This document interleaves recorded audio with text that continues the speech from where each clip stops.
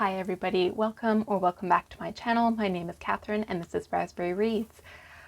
We are having another heat wave here in the UK, so I am sitting down to film this video today, but I am going to be honest that I'm already struggling with the heat, so I'm going to try and get through it as quickly as possible and go back and sit in front of the fan. So this video today is just to check in with you about what readathons or challenges I'm doing this year. I don't think I've actually mentioned this on my channel yet, but there are some great readathons and sort of bingo cards out on BookTube, pardon me. And I certainly don't have time to do them all as much as I would like to, but I decided that there were two that really stood out to me, which very much relate to my personal interests, but also relate to the work I do. So without further ado, the two challenges that I'm going to complete this year are firstly, the diversity book bingo that Ellen at Ellen Made Book Club has created. This is her own, I think it's the first year she's done it, and Ellen set out with the intention of trying to read more diversely. And it's a great selection of prompts and challenges, and I'll speak to that one in a second. And then the other one is the Climathon readathon, and I will cover those prompts in a moment. So let's start with the diversity book bingo first. As I said, this is just a check-in, and I'll pop up the bingo card on the screen for you, and I'll be sort of filling this in as I go throughout the year.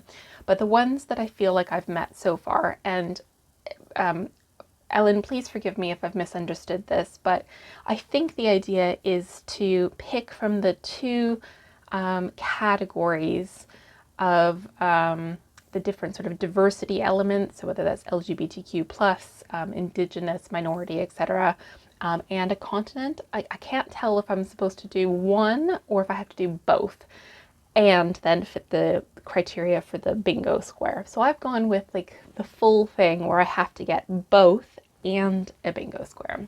And I'll explain what I mean in a second. So the first prompt that I feel like I've covered is New Country. And I read Wandering Souls by Cécile Pont. And that's about the boat people from Vietnam when they had to migrate.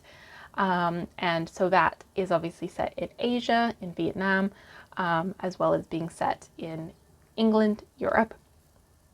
So that will cover the Asia category. And then it's also set on minority. So people who come over, the boat people who come over, they end up being Vietnamese migrants, immigrants into England, and therefore they're a minority group, and the book very much looks at that experience as an immigrant in the UK. So that's the New Country bingo. I feel like I can take that one off my list. The next one that Wandering Souls also fits with is the migration prompt. I feel like there's some books that I've read that could cover multiples of these, but we'll just go with Wandering Souls again if it's Asia, and again if it's minority. And if you haven't read Wandering Souls by Cécile Pont, it's a very moving and powerful book that looks at the migration experience of people who got caught up in the war in Vietnam. The next book is the recommended bingo square, and this is The Mermaid of Black Conch. I can't remember who wrote it, so I'll pop that up on the screen. Monique somebody. And this is set in America, I guess North America, because it's the Caribbean. And it would also include minority because it is set in the 1960s and does look at sort of racial differences within the setting. The next one, and this is one that I'm not sure, I can't remember entirely because it was short stories and I struggled to remember short stories, but genre out of my comfort zone, I put Things We Lost in the Fire, and that is Marquez. I can't remember the author's surname. I should really have written these things down, but I'll pop that up on the screen. Now, this is set in South America, and I think you could also use minority to classify this book as well. I can't remember. Not everything was about minorities, but I feel like there were some in there. Some short stories that covered that theme. Moving along, another bingo square that I feel like I've covered is favorite author. So Barbara Kingsolver is one of my favorite authors, and I read Prodigal Summer this year, and that would also fit America and North America and minority. There is one storyline in particular that talks about the wife and how she comes from a different background and to her husband's family, and how she struggles to kind of fit in with the culture of the area and his family's way of life. Another square is Island. I recently read The Settlement by Jacques Sarong, and that could be covered the Indigenous prompt, because it it actually could also be migration as well, but it's about the forced relocation of Indigenous tribes in Tasmania to an island off the coast of Tasmania. So that would cover the Australian continent. 5 Star is another square, and I went for The Bone Setter's Daughter by Amy Tan, a fantastic book. Couldn't recommend it highly enough. And this covers, well, it would cover North America and Asia because it has dual timelines, and also minority because it covers a minority's experience.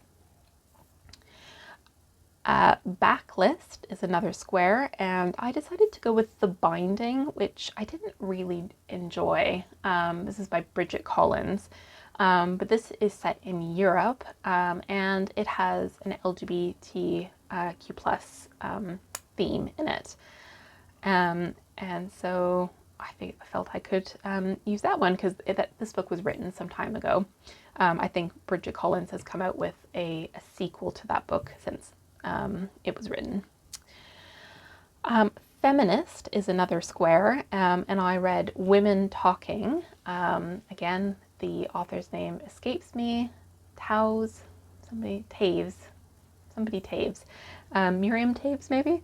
And this is set in South America. So this is a very conservative Mennonite community who are in Bolivia, so South America. Again, it's a minority group, so you can use that diversity aspect. And so that's where I've got to so far, and I thought I would do sort of a mid-year check-in on this particular readathon bingo card. From what I can gather, I think I've covered all of the continents, so reading diversely in terms of geographical location is not a problem for me.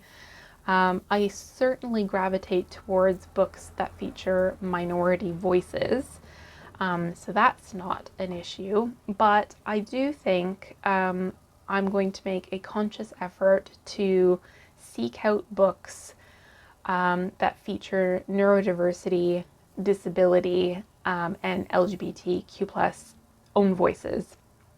Some years I do read those themes more so, but for whatever reason this year I haven't so far, and I do enjoy books centering on those experiences. So this is just a reminder to myself that those are the areas that are a little bit lacking in my reading so far, so I'd like to turn my attention to those for the remainder of the year. And the second readathon that I'm doing is the Climathon for readathon for 2025. So this is hosted by Tasman, Well Traveled Books, and Margaret Pinard, and I'll include all of their channels down below.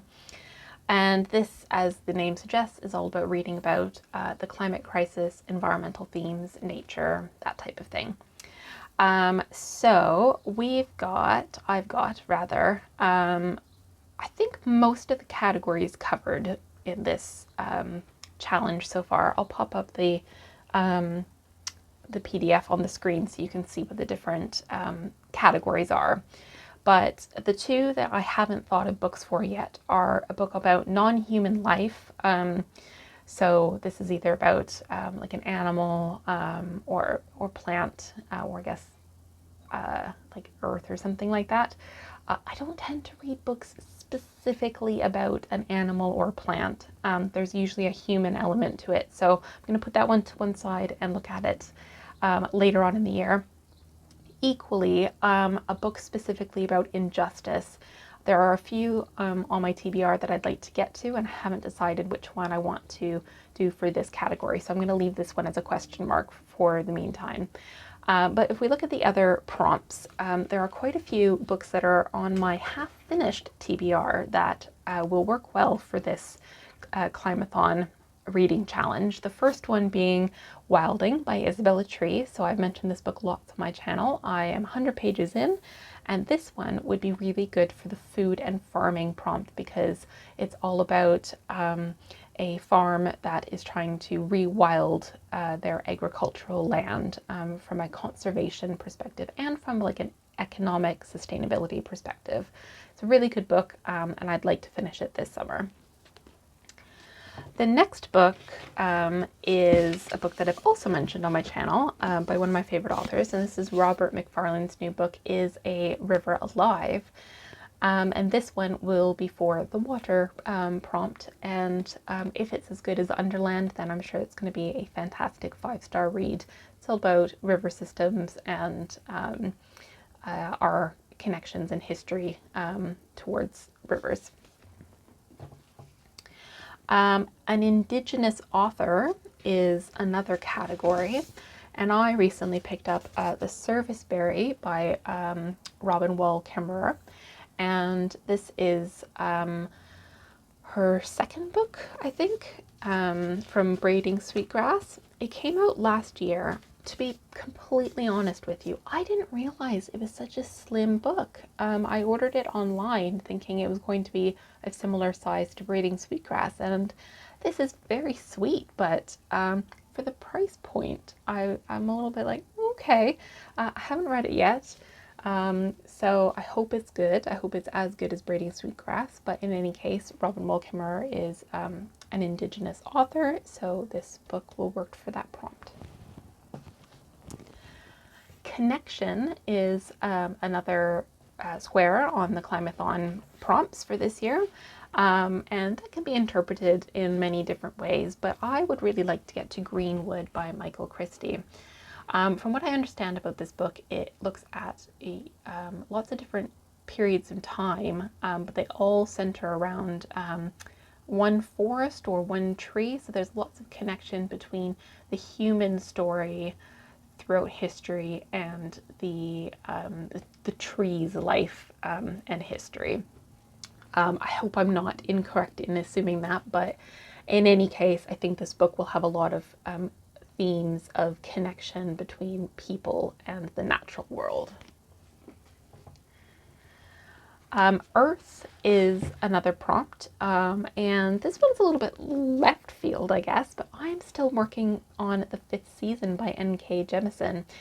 This is a dystopian sci-fi book, but it is very much centered on geological activity. There's a lot of language or terminology that's used in it that centers on like earthquakes, earth formations, and that type of thing. And so I thought that this one would be a fitting for the earth category, and I'm desperate to finish this. I have been struggling with it a little bit.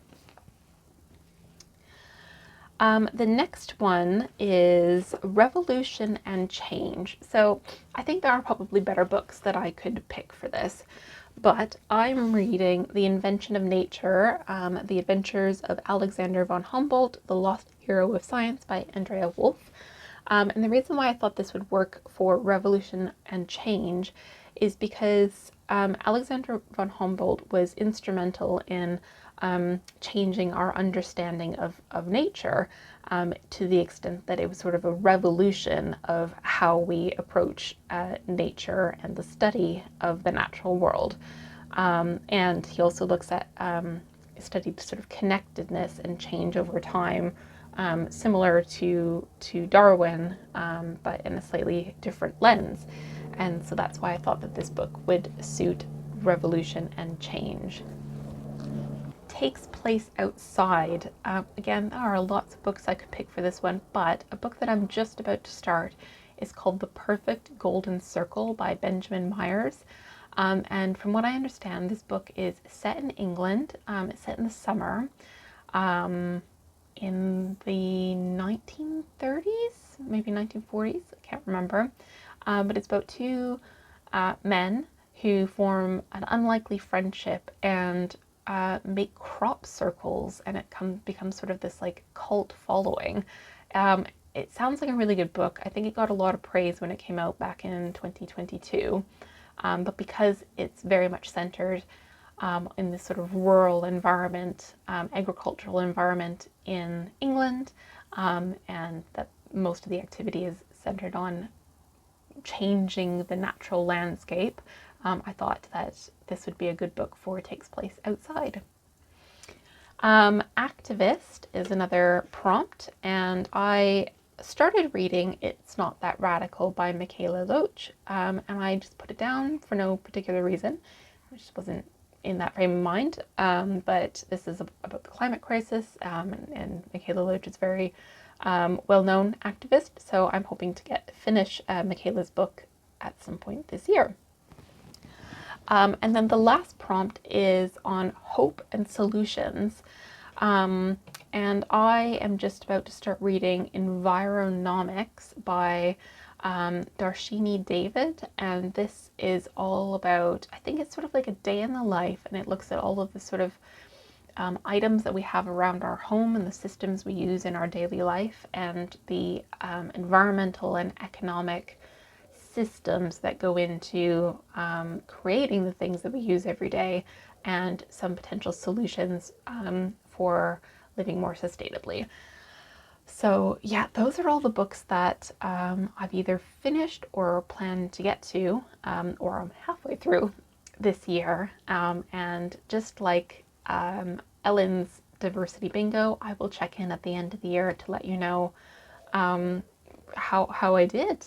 But yeah, I'd just like to thank the creators of these prompts, because I think it's really important to read what we want to read and how we want to read it for enjoyment. But there's something to be said about reading diversely and enriching our understanding of different topics. And so these are really interesting prompts to help me kind of consolidate really what I'm already reading to some extent, and then to look for the gaps in my reading and think, actually, I really enjoy reading about disability lived experiences. Why haven't I picked up a book about that this year? Let's go find one. Or, oh, there's a book by an activist that's been sitting on my shelf. I really need to finish it. So yeah. That's it for this video. I'm going to go and sit in front of the fan, but I hope you're all well. Let me know if you're doing any readathons this year. Are you doing these ones? If so, how are you doing? Do you have any others that you're doing that you think, oh, Catherine, you should really be doing this one too? If so, I'd love to hear about it. But take care, stay cool if you're struggling through a heat wave, and I will see you soon in a new video. Take care. Bye.